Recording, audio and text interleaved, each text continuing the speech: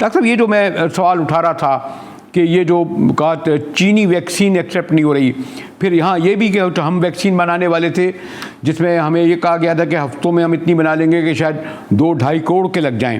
تو پہلے تو یہ بتائیں کہ یہ کیا کریں؟ اب تھوڑے ہنگامے ہو رہے ہیں ایکسپو سینٹر میں، کل بھی آج بھی لوگ بڑے پریشان ہیں ڈاکٹر صاحب. جی شکریہ. بسم اللہ الرحمن الرحیم. بات یہ ہے کہ سب سے پہلے تو جو یورپی ممالک ہیں انہوں نے اپنے قوانین بنائے ہیں، اور اس میں زیادہ تر ممالک جو ہیں وہ صرف جو یورپین میڈیسنز ایجنسی جس نے اپروول دے رکھا ہے ان کمپنی کے ویکسینز کو ایکسیپٹ کر رہے ہیں، جس میں ایسٹرازینیکا، فائزر، موڈرنا شامل ہیں.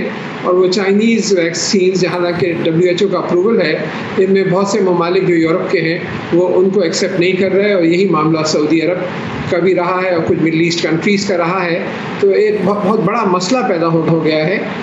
جو ایسے ٹریولرز تھے ہمارے یہاں سے جو باہر جا رہے تھے کہ وہ آلریڈی لے چکے ہیں اکثر لوگ چائنیز ویکسینز، اب دوبارہ ان کو ویکسینز فائزر کی یا دوسری لگواتے ہیں. تو اول تو یہ سوال ہے کہ کیا ان کو ملے گی اور ویکسینیٹ ہو جائیں گے؟ اگر وہ ہو بھی جاتے ہیں تو بہت سے سوالیہ نشان ہیں، کیونکہ جب آپ ویکسینز کو مکس کرتے ہیں، آپ نے پہلے کوئی اور ویکسین لگائی اور پھر دوسری ویکسین لگائی، تو اس میں کچھ ایویڈنس تو یہ ہے کہ آپ کے اندر جو ری ایکشن ہے وہ زیادہ مضبوط ہوتا ہے، آپ بہتر طریقے سے ریزسٹ کرتے ہیں. لیکن کچھ یہ بھی ہے کہ آپ کے پاس سائیڈ افیکٹس بھی زیادہ ہوتے ہیں، اور بہت سی ویکسینز کے بارے میں مکس کرنے کے جو اثرات ہیں وہ ابھی تک کوئی پبلش ہی نہیں ہوئے. اس کا فائزر اور ایسٹرازینیکا کا پبلیکیشن آئی ہے کہ 600 پیشنٹس پہ کلینکل ٹرائل کیا تھا اور مکس کرا تھا تو بہتر ریزلٹس آئے تھے.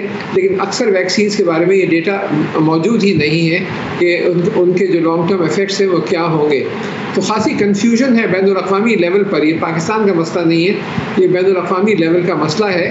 اور جو آپ نے کہا کہ ویکسین ہم بنا رہے ہیں اور ہم زیادہ لوگوں کو لگا رہے ہیں، ایکچولی ہم اس کو ڈائلیوٹ کر رہے تھے کانسنٹریٹڈ فارم میں باہر سے منگا کر، اور یہاں ڈائلیوشن خالی ہونی تھی.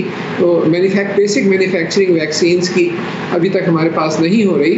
لیکن جو باہر سے ویکسینز آ رہی ہیں ان کی تعداد جو ہے وہ محدود ہے، کیونکہ وہ اویلیبل ہی نہیں ہے. دنیا بھر کو سپلائی کرنا پڑ رہا ہے، چائنا کو اور دوسرے ممالک کو، اور ڈیمانڈ زیادہ ہے، سپلائی بہت کم ہے. تو حکومت اس میں بہت کچھ زیادہ نہیں کر سکتی سوائے اس کے کہ پوری کوشش کریں، جو کہ کر رہے ہیں، اور زیادہ سے زیادہ ویکسین منگائیں اور پھر اس کو لگائیں.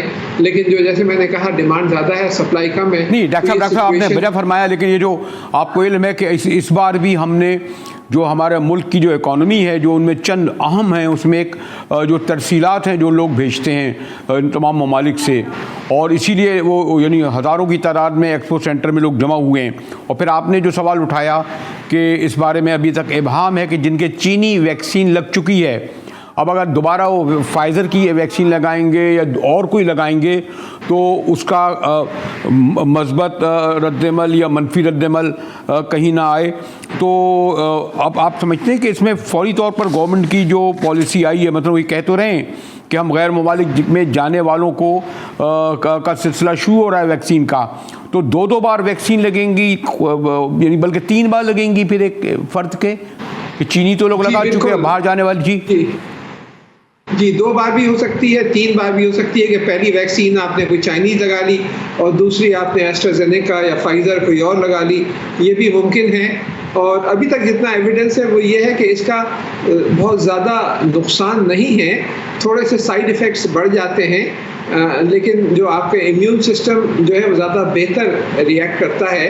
لیکن کیونکہ پراپر سائنٹیفک اسٹڈیز جو بہت محدود ہے مختلف ویکسینز کو مکس کر کے، جب تک کہ کلینکل ٹرائل نہ ہو جائیں.